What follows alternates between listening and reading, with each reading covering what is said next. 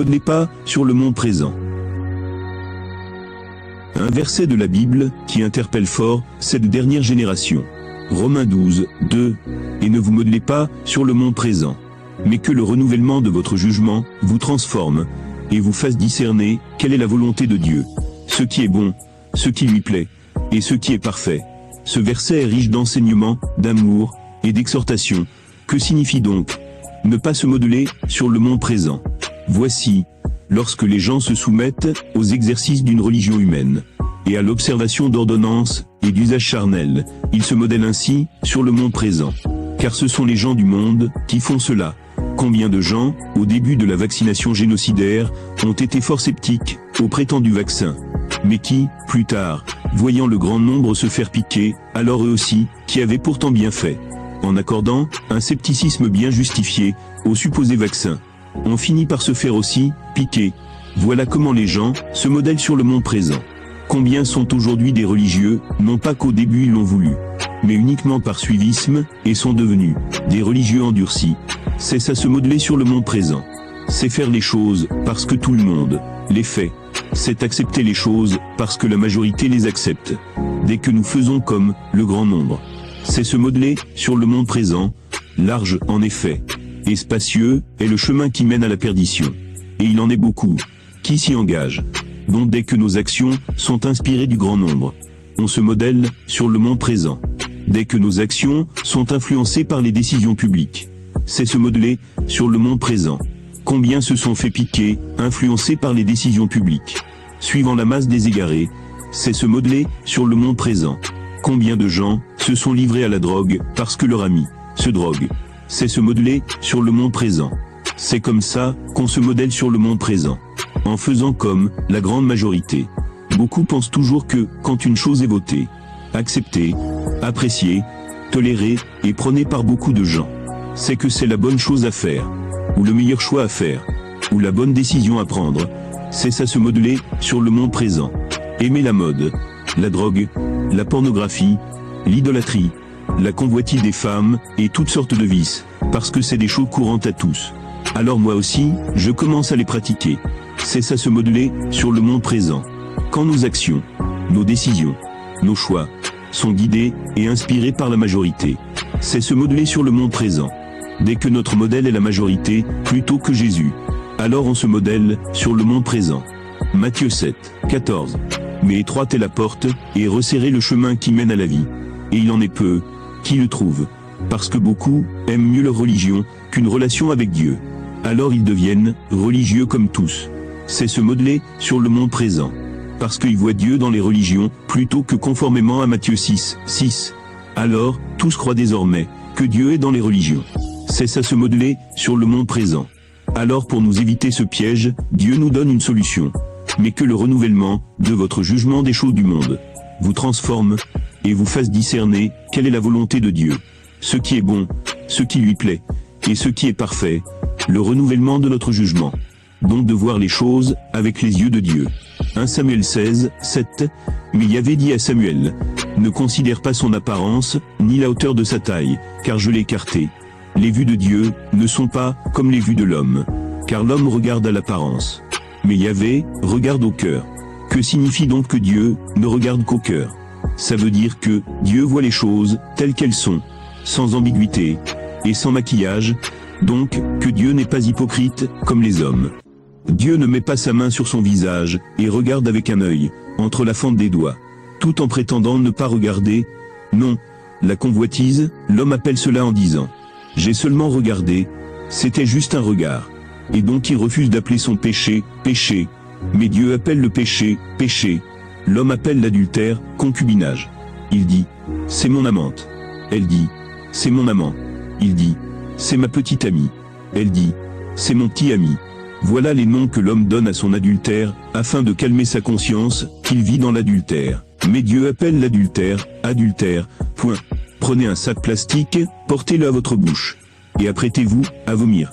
À propos des propos du pape François, chef des antichrists, à l'égard de l'homosexualité. Il dit ceci, les couples homosexuels, les personnes homosexuelles, ont le droit d'être en famille, c'est-à-dire de vivre en couple, comme un couple naturel. Ce sont des enfants de Dieu, ajoute-t-il. elles ont le droit à une famille. Voilà comment les hommes se créent des faux dieux. Car cette déclaration enflamme la colère du vrai Dieu, qui est contre toutes ces perversions. Ainsi, l'homosexualité passe pour ne plus être une perversion et un péché. L'homme donne des nouveaux noms au péché. Afin d'annuler les commandements de Dieu, l'homme crée des religions pour calmer sa conscience troublée. Mais rien ne calme une conscience troublée plus que la repentance sincère. Il n'y a de sommeil paisible que dans une conscience tranquille. Aucun oreiller ne procure un sommeil paisible comme une conscience tranquille. Donc l'homme a beau devenir religieux pour calmer sa conscience, il ne s'abuse que lui-même. Car rien ne calme la conscience de l'homme que la contrition profonde du cœur, qui produit un fruit digne d'un repentir sincère. Dieu voit le péché dans toute sa gravité, dans toute son ampleur, dans toute sa massive destruction, dans toute sa pernition, dans toute sa souillure. Et c'est de la même manière qu'il veut que nous voyions le péché. Car donner des nouveaux noms au péché n'annule pas le péché. Dieu dit, tu ne convoiteras pas, point. Si je convoite, pour dire ensuite que j'ai seulement regardé, ça n'annule pas l'écriture de Dieu. Tu ne voleras pas, est toujours écrit dans la Bible, même si nous le trafiquons dans notre vie pratique. Dieu dit, tu ne voleras pas, point. Si je vole, et quand suis-je dit, non je n'ai pas volé, mais j'ai pris. Ça n'annule pas le commandement de Dieu dans la parole. Ça ne l'annule que dans ma vie pratique, pour ma condamnation. Mais la parole de Dieu est immortelle. Changer le nom d'une perversion en un nom moins troublant pour la conscience n'annule pas la perversion elle-même. Changer le nom du péché n'annule pas le péché. Dieu n'a que faire des noms que vous donnez au péché pour soulager votre conscience. Deux hommes qui ont des rapports contre nature. Même si le monde les appelle un couple, Dieu ne se voile pas la face comme les hommes. Aussi pour lui, deux hommes qui ont des relations contre nature. Il leur appelle tel qu'il convient à leur vice, c'est-à-dire des sodomites. Point. Ce n'est pas un couple, mais des sodomites. Car dans la volonté parfaite de Dieu, un couple n'a jamais été deux animaux, ni deux personnes de même sexe. Donc même si le pape appelle des homosexuels des couples, Dieu les appelle des sodomites. Point. Pourquoi s'abuser soi-même en donnant des nouveaux noms au péché, afin de ne pas l'abandonner? Il sera toujours écrit, repentez-vous et convertissez-vous, même si vous changez les noms de vos péchés. La convoitise demeure la convoitise, même si je dis que j'ai seulement regardé.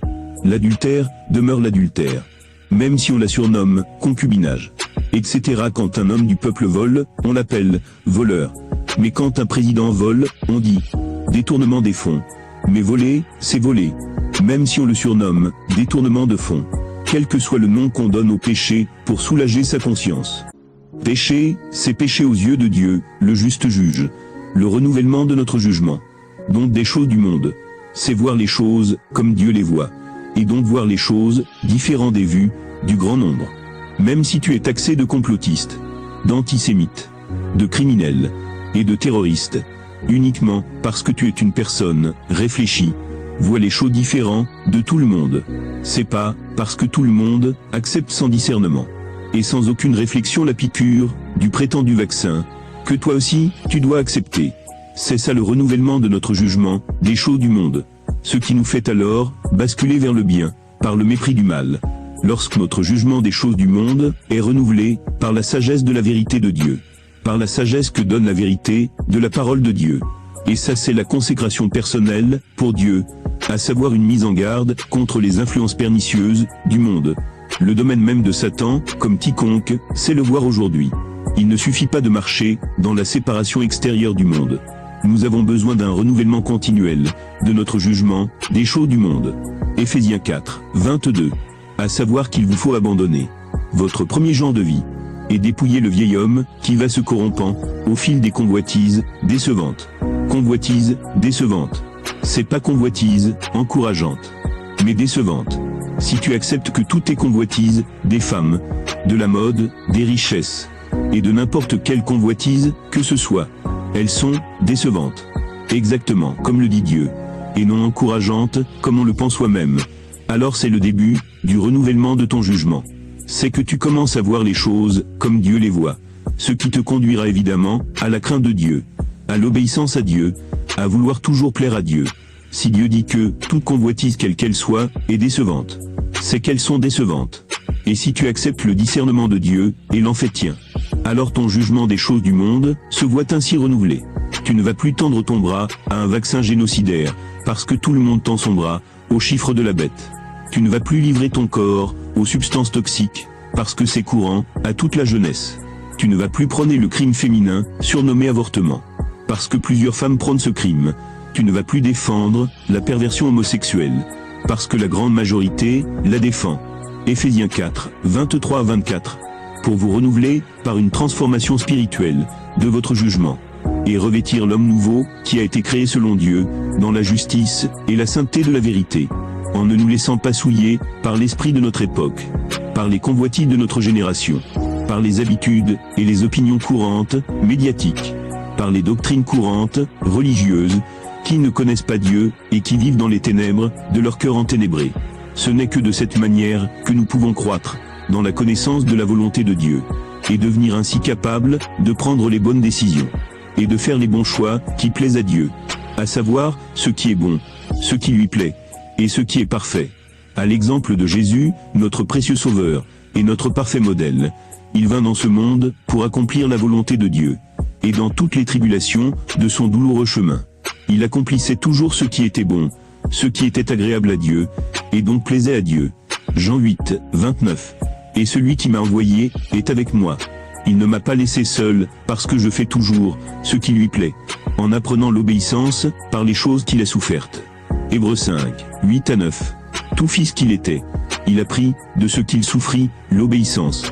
Après avoir été rendu parfait, il est devenu pour tous ceux qui lui obéissent, et non pour tout être humain, quel qu'il soit. Religieux, impie, païen, criminel des âmes, amoureux de l'argent, convoiteur, etc. Uniquement pour tous ceux qui lui obéissent, il est devenu principe de salut éternel. Et donc, pour tous ceux au contraire, qui ne lui obéissent pas, il n'est pas le principe de salut éternel, mais de condamnation éternelle. Nous donc aussi, sommes appelés à accomplir la volonté de Dieu, dans un monde où tout lui est opposé. Et si notre intelligence spirituelle se renouvelle, alors nous discernerons en toutes choses la volonté de Dieu, ce qui est bon, ce qui lui plaît, et ce qui est parfait. Et cela ne trompe pas, quand notre jugement des choses du monde est vraiment renouvelé par la sagesse de la vérité de Dieu. Le fruit ne trompe pas, car le fruit de cela est une séparation toujours croissante des principes du monde. Nous faisons toujours plus des progrès. Nous apprenons à connaître toujours mieux notre moi et notre je, et à le condamner. Et nous découvrons alors plus clairement le sentier parfait de l'homme céleste, sur la terre. C'est cela, viens, et suis-moi, pour marcher à la suite du Seigneur, dans un continuel renoncement à soi-même.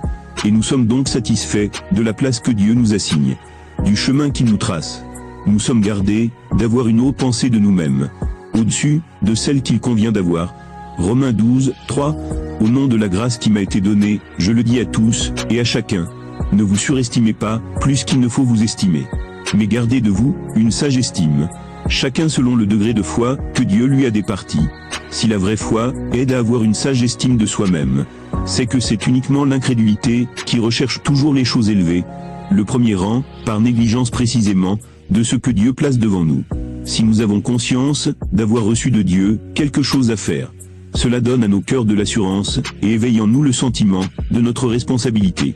Nous reconnaissons avec joie ce qui a été confié à notre frère, tout en cherchant à accomplir le service que nous avons reçu nous-mêmes. Que chacun se contente de faire fructifier le talent qu'il a reçu, sans essayer de ravir le talent de l'autre.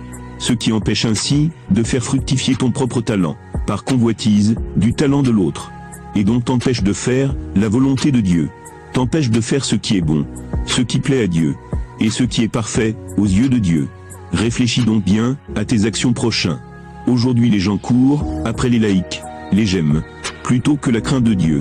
Mais au jour du jugement de Dieu, tu seras seul, face à tes actes. Malgré que tu avais 19 000 amis sur Facebook, aucun d'eux ne saura te défendre, car chacun sera un fardeau assez pesant pour lui-même en ce jour-là. Tu seras seul à subir le châtiment éternel de tes péchés, malgré que tu avais 10 000 abonnés sur YouTube. Tu seras seul à répondre de ta vie actuelle devant Dieu. Alors pourquoi mourir en groupe quand tu peux être sauvé seul? Pourquoi suivre la masse des perdus quand Dieu nous prévient d'avance que tout ce qui est agréé par le grand nombre, c'est le chemin spacieux et large qui mène à la perdition? Entende qui a des oreilles pour entendre. Tout homme veut protéger sa vie contre une maladie mortelle ou contre une pandémie. Mais personne ne veut protéger sa vie contre ce qui tue véritablement, c'est-à-dire le péché. C'est insensé de vouloir une belle vie sans se soucier de bien vivre. Insensé de vouloir l'immortalité en rejetant Dieu qui donne l'immortalité.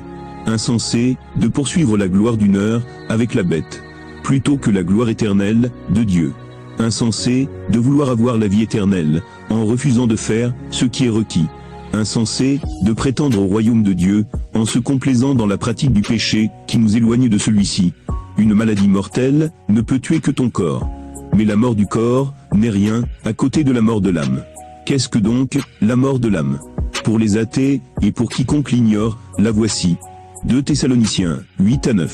Au milieu d'une flamme brûlante, et que le Seigneur tirera vengeance de ceux qui ne connaissent pas Dieu, et de ceux qui n'obéissent pas à l'évangile de notre Seigneur Jésus. Ceux-là seront châtiés d'une perte éternelle, éloignés de la face du Seigneur, et de la gloire de sa force. C'est ça la mort de l'âme. Cela devrait être plus effrayant qu'une simple maladie mortelle. Conformément à cette parole, la vraie vie ne commence qu'après la mort du corps. Et de même la vraie mort ne commence qu'après la mort du corps.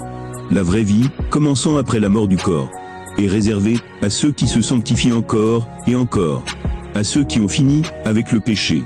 Et la vraie mort, ne commençant qu'après la mort du corps, est réservée à ceux qui se souillent davantage, à ceux qui pêchent encore et encore, à ceux qui ont pactisé avec le mal, à ceux qui ont choisi le mauvais côté de Satan, car la vie ne s'achève pas après la mort du corps. Notre vie actuelle est temporaire, mais après celle-ci commence l'éternité. Il y a 2 lieux d'éternité, dans le royaume glorieux et merveilleux de Dieu, et dans les tourments éternels de la gêne de feu et de soufre. Et tout se décide aujourd'hui. Maintenant, c'est chacun qui choisit, par sa manière de vivre actuellement, dans quel de ces 2 lieux il passera son éternité. Pourquoi donc choisir de souffrir éternellement pour des vices et des péchés que tu peux abandonner, au lieu d'être tout mal et triste uniquement quand ton portefeuille est vide? Sois plutôt mal de perpétrer le péché dans ta vie. Et maintenant, Jacques 4, 8-10. Approchez-vous de Dieu et il s'approchera de vous. Purifiez vos mains, pécheurs. Sanctifiez vos cœurs, gens à l'âme partagée. Voyez votre misère, prenez le deuil, pleurez. Que votre rire se change en deuil, et votre joie en tristesse. Humiliez-vous devant le Seigneur, et il vous élèvera.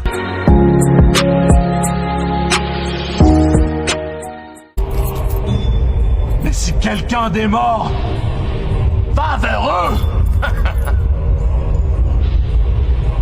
ils se repentiront.